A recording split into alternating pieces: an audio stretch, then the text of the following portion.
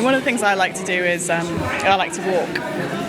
So I walked here this morning, which was a complete and utter treat. I mean, it's a beautiful day, the sun is shining. And if I'd had a car, I was bringing in some cakes. And if I had a car, I think just that convenience of just getting in a car and being here within 5 minutes. But I had a half an hour walk instead, and it was just lovely.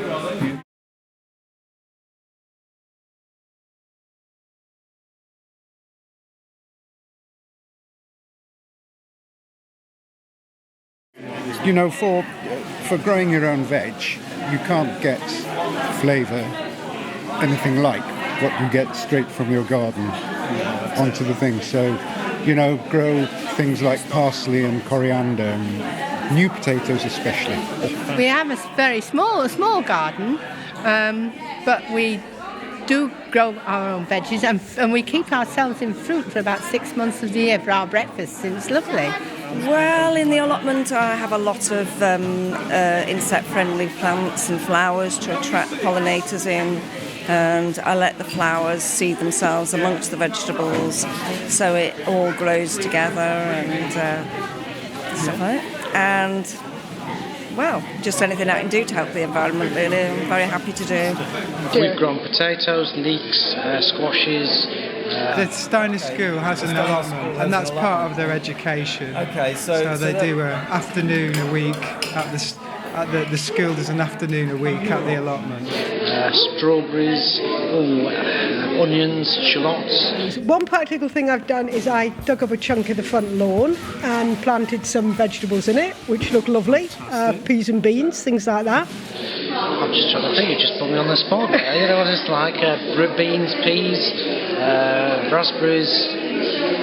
I'm not really a grower, but my partner is, and I want to encourage her to grow lovely potatoes so I can enjoy the fruits of them. So purely selfish.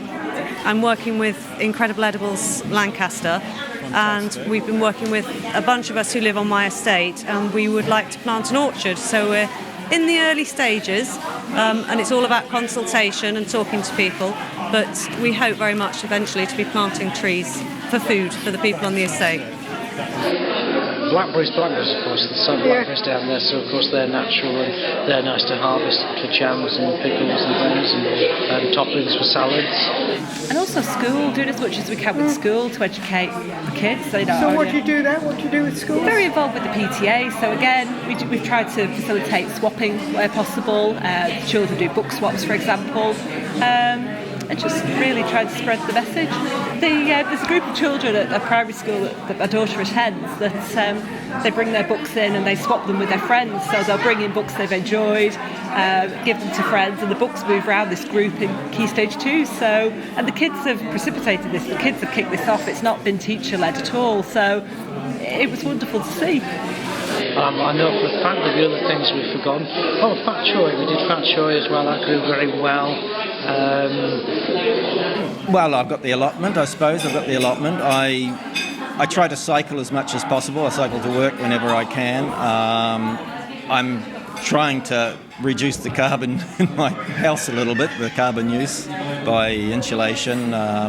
Planning to put some new windows in this year.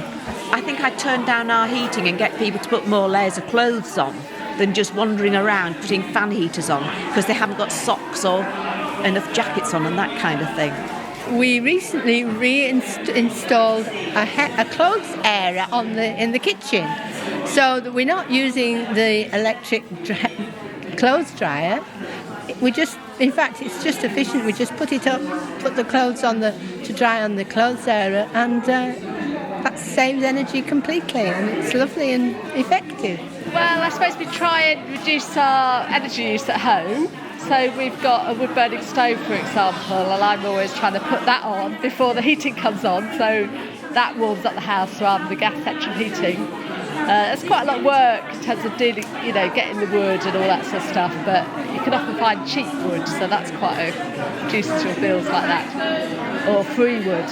And we've also got solar water heating, so that's getting the sunlight to heat the water, and in the summer our gas bills are really low because we're just using it for cooking.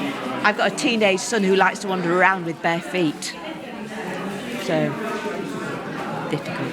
I enjoy collecting waste wood, old pallets and other wood, making sure it's dry because it has to be very dry for burning on a fire, 20% moisture content, chopping it up and burning it on our fire to power the heating in the house, and also cooking and drying of the clothes on a airing rack that I put in the room with the ravens in. Oh, well, I want solar panels on my roof, but I can't afford them.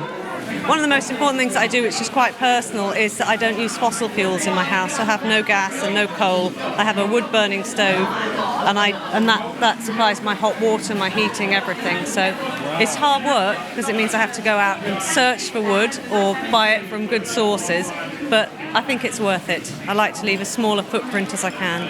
Just being more aware of how much I'm using and trying to just reduce them where I can, turning lights off is a simple thing. This year I'm going to take a train on holiday, so that's a good thing, isn't it? Where are you going? Just Europe, I think.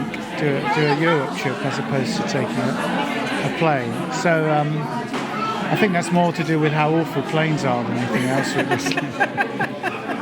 We haven't got a car, so we cycle and walk a lot and get the train and that sort of stuff. I think public transport is really important, especially as you get older. It's no good to tell everyone to get on their bike because physically they can't. I've actually worked out how to catch buses and trains much more than I used to do. I don't drive the car as much nowadays. I'm one of the people organising a car sharing scheme in Lancaster. So we have a number of cars that are as energy, low carbon as possible, and we're hoping to get an electric car very soon as well. So that means that we only use the car when we absolutely need to, and the rest of the time we cycle, walk, and use public transport. The idea is sharing the cost of a car between a number of people, so it costs a lot less than owning your own car. I found places I can get to on a train that I didn't know I could get to on a train, so that's really enjoyable. We're looking at moving house actually, and we feel that our next home will be our forever till we pop a clogs home. So we're looking really at what we could do to change our future house. About 6 years ago, I sort of took a decision and made a statement and said I'd like to live a way in a few years' time that I organise where I shop, I organise where I work, I organise where I go to, in that I don't need to own a car. Well, we lived very much towards centre of town, so we don't use our car that much. And my husband's work is very close, so he walks to work, I take the children in a buggy. One of the things that I set myself to do was make sure that the place I was going to work was reachable by bike, and that I could get myself fit and be using all the cycle paths that there are in the city. I mean, if you organise, that's one thing I've learned, is if you get together and work with other people, you can do far more radical changes. We're sort of reviewing everything, really. We're looking at what we're buying, what we get rid of, and how we get rid of things, throwing things out, all that. We're very careful with the kind of recycling anyway, so we watch where everything goes to the right. But it would be much better if we didn't have so much stuff to throw away in the first place. Thank you. Okay.